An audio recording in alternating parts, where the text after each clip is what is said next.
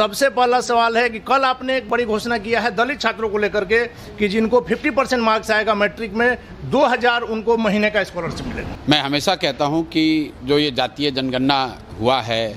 जातीय जनगणना हो जाने मात्र से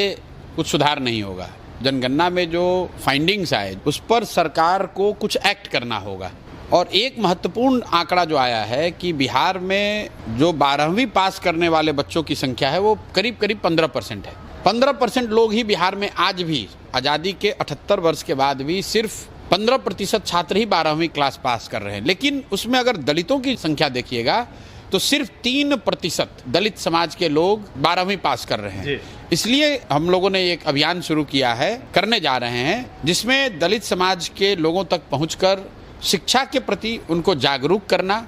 उनको ये बताना कि हर हालत में कम से कम, चाहे आपकी जितनी भी गरीबी परेशानी हो, अपने घर से एक बच्चे को जरूर पढ़ने के लिए आप तैयार कीजिए। अगर सभी बच्चों को पढ़ा सकते हैं तो बहुत अच्छी बात है, लेकिन कम से कम एक बच्चे को जरूर पढ़ाइए। और उसके लिए हम लोग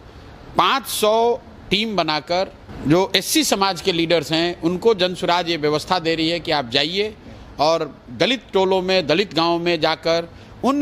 बच्चों को इकट्ठा कीजिए जो दलित समाज में कम से कम 10वीं पास कर गए हैं और अपने समाज को जगाने के लिए कुछ प्रयास करना चाहते हैं। लक्ष्य के पहले चरण में 50,000 अंबेडकर वाहिनी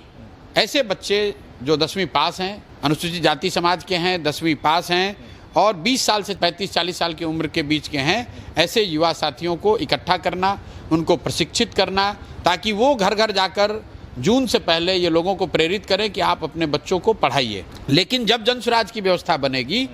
तो उसमें हम लोगों ने एक पहला जो प्रॉमिस किया है या कर रहे हैं कि जो 10वीं के बाद दलित समाज का बच्चा जो कम से कम 50% नंबर लाएगा 10वीं क्लास में, उसको आगे पढ़ने के लिए मजदूरी न करना पड़े, पैसे के उस परिवार